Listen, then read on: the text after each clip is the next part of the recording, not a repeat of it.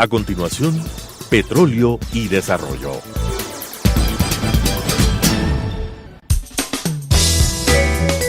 Clasificación B, bajo supervisión de un adulto.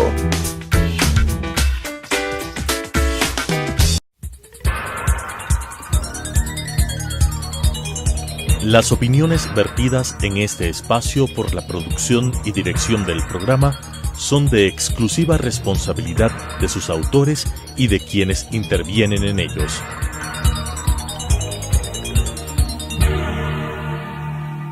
Telesucesos Canal 29 UHF presenta Petróleo y Desarrollo, conducido por Henry Llanes, especialista en temas hidrocarburíferos y en los ámbitos de la política, la legislación, la contratación y la política económica. Petróleo y Desarrollo. Saludos cordiales, amigas y amigos. Estamos en un nuevo programa de Petróleo y Desarrollo. Para este día, para esta fecha, vamos a tratar lo que es la reforma del IES.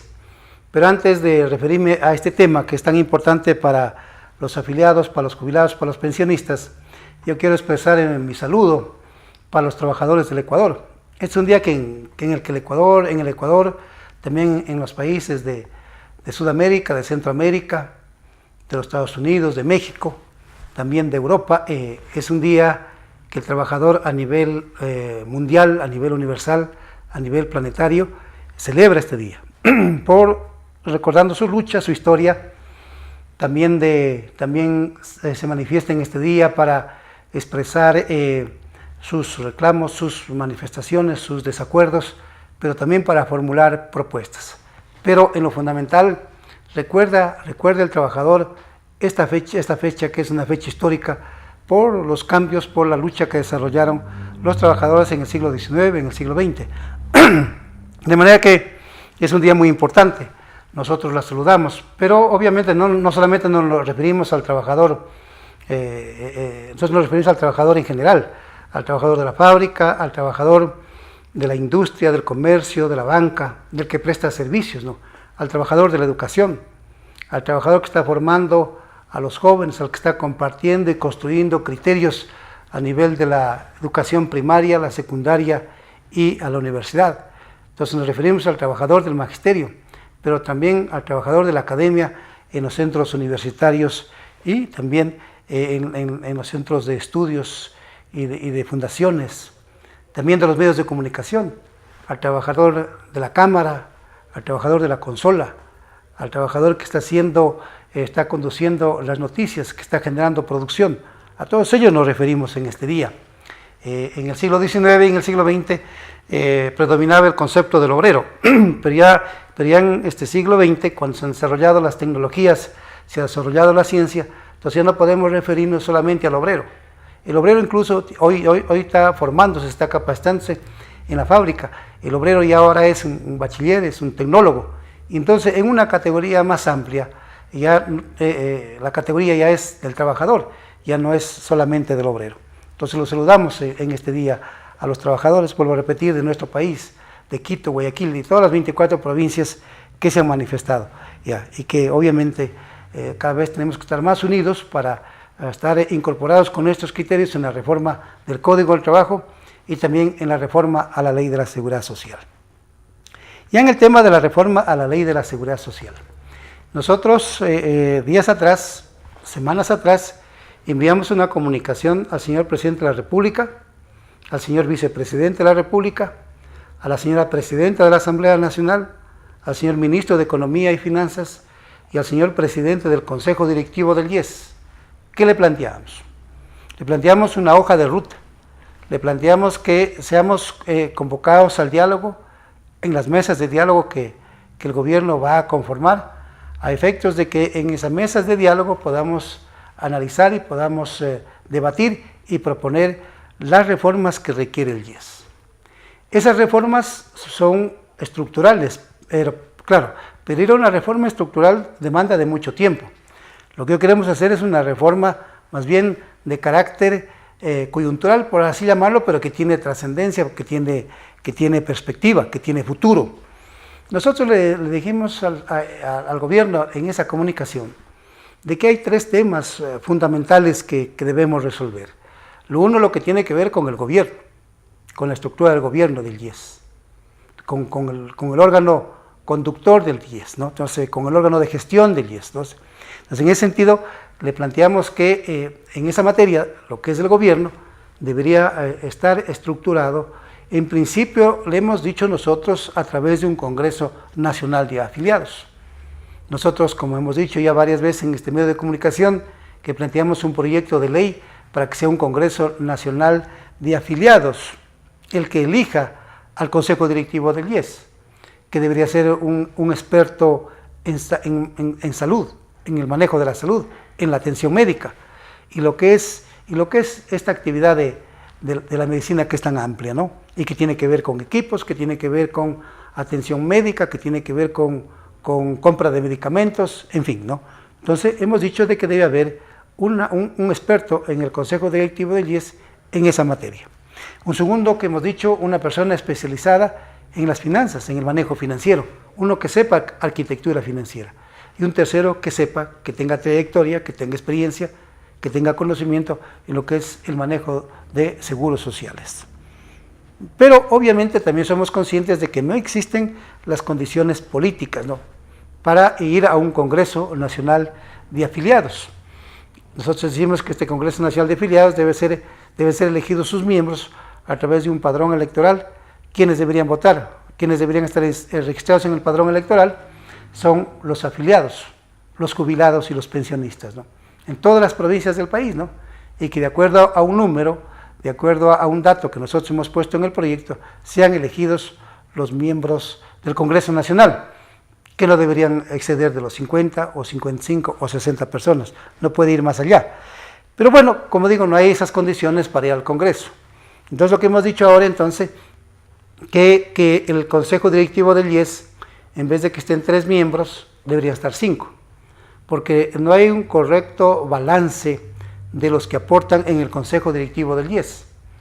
Por ejemplo, en el caso actual, desde noviembre del año 2017, los dueños del dinero, los dueños de las aportaciones, los afiliados, los trabajadores, los asegurados, los jubilados, los pensionistas, no tenemos representante en el Consejo Directivo del IES.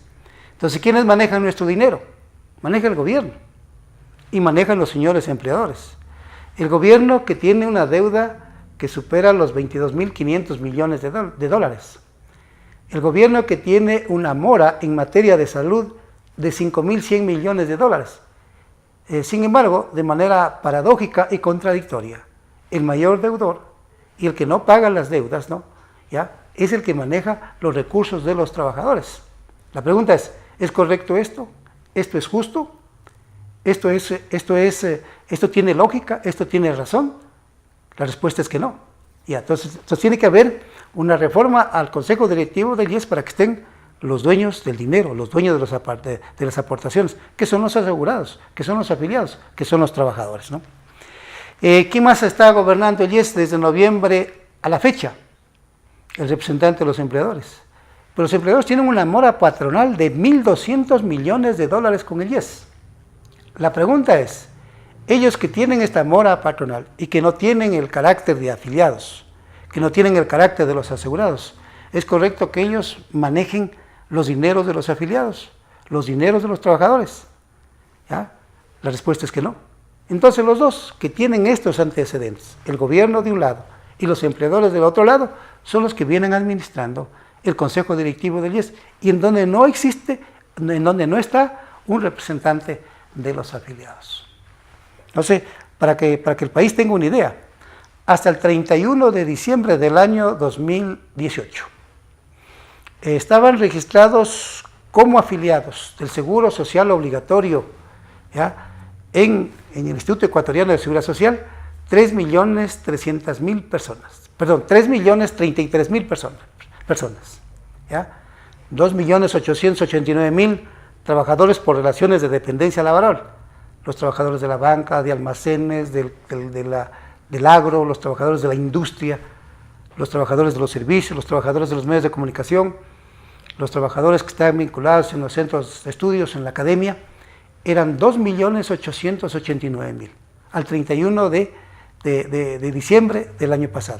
Los trabajadores del Estado, a todos ellos, de las diferentes entidades públicas, de los municipios, de las juntas parroquiales, de los consejos provinciales, a todos ellos me refiero. Eran 2.889.000. Este gran número de trabajadores aporta al IES, conjuntamente con el empleador, el 20.6% de la remuneración, que más o menos son $80 mensuales. Entonces una cantidad muy grande. Vuelvo a repetir, $80 mensuales, y que el trabajador aporta para que se cubran las prestaciones por las cuales él aporta. Por las que aporta es el tema de la salud, el tema de los riesgos del trabajo, y también para financiar la pensión jubilar cuando ya entra a la vida pasiva. Bueno, entonces ese es el número de los afiliados en el Ecuador, ya, de relación de dependencia, 2.889.000. Afiliados por cuenta propia, 149.000. De manera que sumando estos dos datos, da 3.033.000 afiliados al Seguro Social Obligatorio. Este fue el dato al 31 de diciembre del año pasado, del año 2018. De este número de 3.033.000 afiliados, 1.168.000 son mujeres, o fueron mujeres, que asimismo aportan el 20.6% de su remuneración. Realizan actividad laboral igual que el hombre y aportan al seguro igual que el hombre. Entonces, respecto de esta reforma, les estamos planteando de que entonces el Consejo Directivo del IES debería tener 5 representantes en vez de 3. No 3, sino 5. ¿Por qué razón? En un caso estamos planteando el concepto intergeneracional, ¿no?, en donde debe estar un representante de los afiliados activos, ¿no?, de esto que responda a los 2.889.000, a los trabajadores de relaciones de dependencia, más los trabajadores afiliados por cuenta propia, que son 3.033.000. Entonces nosotros decimos que debe haber un representante de los afiliados activos, de los que están trabajando, de los que están aportando. Otro representante debe estar, en cambio, de los jubilados, porque ellos aportaron 30 años, 35 años y 40 años a su tiempo. Ellos, cuando fueron activos, trabajadores activos, años 70, años 80, años 90 y la primera década de este siglo, ellos fueron trabajadores activos y aportaron para sostener a los jubilados de entonces. Me refiero a los jubilados que se dieron en los años 70, en los años 80, en los años 90 y en la primera década del presente siglo. Entonces, ¿cuántos son esos jubilados que hoy tenemos? Son 470.000 jubilados, ¿no? 450.000 son de los jubilados del Seguro Social Obligatorio, y más o menos 15.000 son del Seguro de Riesgos del Trabajo. Sumados los dos datos da 470.000 jubilados. Vuelvo a repetir que aportaron 30, 35 y 40 años, y que fueron los que sostuvieron a los jubilados de décadas pasadas. Entonces decimos, que es un número bien grande, y que aportaron a su tiempo al Seguro Social Obligatorio, que sostuvieron a su tiempo el Seguro Social Obligatorio, ellos deberían tener un representante en el Consejo Directivo del IES. Entonces, un representante de los afiliados activos, más un representante de los jubilados, está respondiendo la reforma o la propuesta de la reforma a un concepto intergeneracional, donde están los afiliados y los jubilados. Luego estamos planteando de que debería haber una mujer, de que se debería elegir a una mujer. ¿Por qué? Porque mujeres en el Ecuador, bajo relación de dependencia laboral y por cuenta propia, son 1.168.000 personas. 1.168.000 mujeres. La pregunta ¿es justo o no que la mujer esté presente en el Consejo Directivo del IES, representando la voz de la mujer? Allí sí se justifica defender el concepto generacional, ¿ya?, el concepto de género. Eso que es lo que hoy en día debate la mujer a nivel mundial, el concepto de género. Y un poco no estoy de acuerdo por ciertos sesgos, por ciertos criterios que son, diría yo, que no son muy conciliables, ¿no? Pero en el caso del concepto de género, en el Consejo Directivo del IES, sí. ¿Por qué razón? Porque la mujer trabaja, porque la mujer aporta. Ese es uno de los conceptos duros, fuertes, dominantes, que nosotros lo tenemos para defender esta participación. Muy bien, eso es lo que tiene que ver con el gobierno del IES. Lo segundo que hemos dicho en la reforma, y que eso lo planteo para debate, para análisis y para llegar al acuerdo.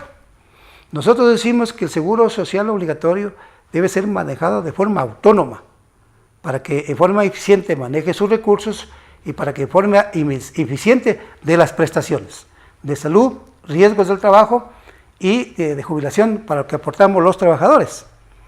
Pero ¿qué sucede? Que nosotros en este rubro en el que aportamos, en los gobiernos de manera irresponsable, de manera demagógica, incorporaron a personas que no son afiliadas al IES para que con parte de los recursos que nosotros aportamos, como parte del 0.6% que aportamos afiliados y empleadores, con una parte de eso, por ejemplo, financiemos en parte el seguro social campesino. Entonces ya disminuye, del 20.6% va disminuyendo. ¿Ya? Luego nos pusieron una legislación para que atendamos, para que contribuyamos mensualmente con una contribución para atender las enfermedades catastróficas de personas que no son afiliadas al IES y que estas personas deben ser atendidas en los hospitales del IES. Muy bien, ahí tenemos otra participación y eso sigue disminuyendo. Y en el año 2010, el gobierno de Correa nos puso 2 obligaciones más para que atendamos a las personas que sufren discapacidades. ¿Cuánto aportamos? El 0.10% de la remuneración. ¿Ya? Y luego una cuarta cosa que nos puso el gobierno de Correa, para que nosotros también asimismo demos la atención médica a los hijos de los afiliados sin costo. Entonces, claro, imagínense, hay 4 cosas que no se imputaron al seguro social obligatorio.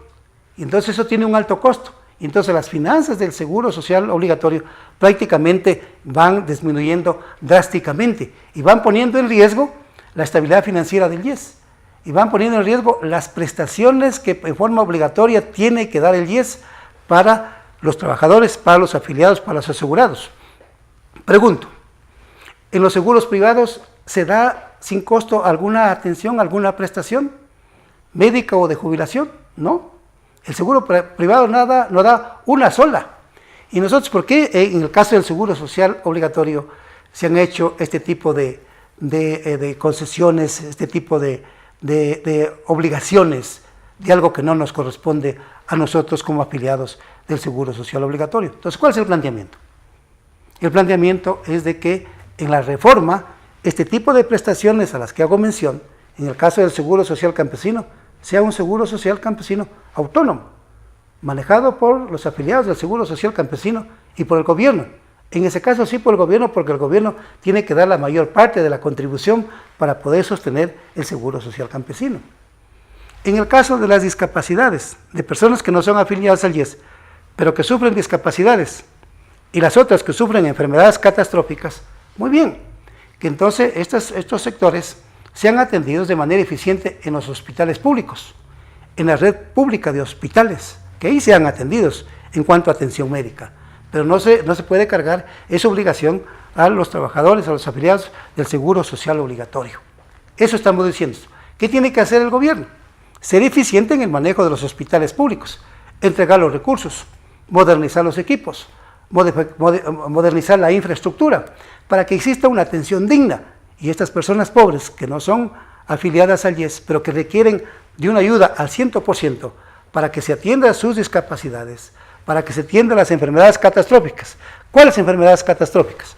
Cáncer, leucemia, diabetes y otro tipo de enfermedades degenerativas, ¿no? Sean atendidos allí, humanamente, dignamente, de manera eficiente. Para eso la sociedad paga impuestos, para eso pagamos impuestos. Los trabajadores generan producción, generan riqueza, generan bienes, generan servicios, pagan impuestos a través del consumo, ¿ya? Entonces es justo que esos recursos que vienen de los trabajadores, ¿no? Que me refiero al trabajador también en su condición de empresario, de mediano empresario, de pequeño empresario, de la cooperativa, del sector artesanal, y los otros que prestan servicios a cambio de salario, todos ellos pagan impuestos. ¿Qué tiene que hacer el gobierno? ¿Qué tiene que hacer el Estado?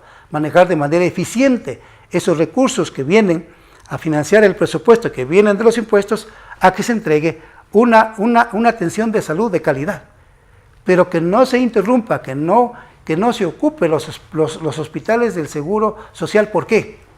Porque es paradójico, los afiliados, cuando requieren de una atención médica, no son atendidos.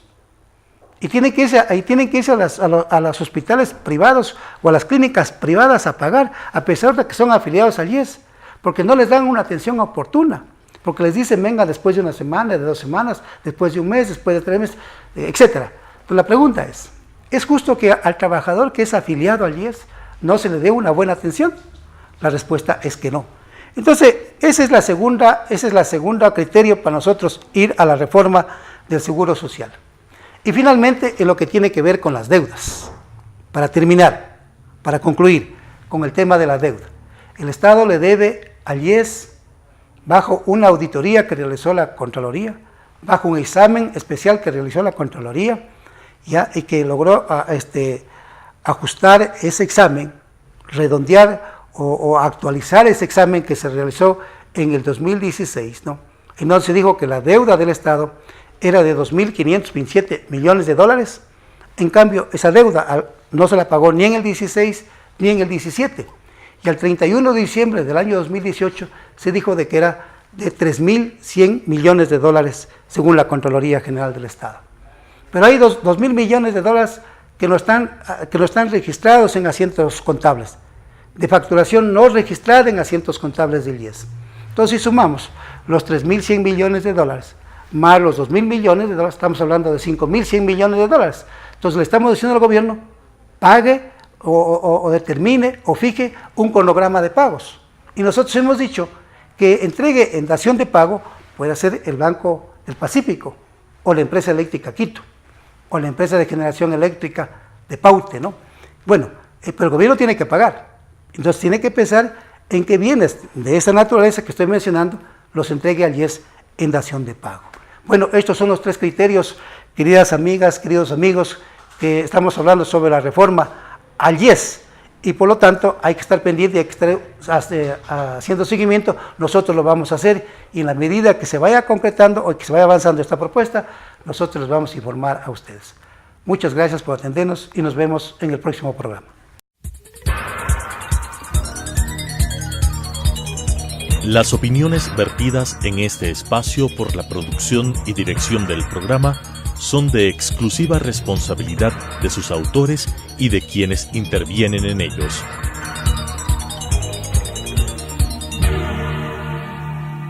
Telesucesos Canal 29 UHF presentó Petróleo y Desarrollo, conducido por Henry Llanes, especialista en temas hidrocarburíferos y en los ámbitos de la política, la legislación, la contratación y la política económica.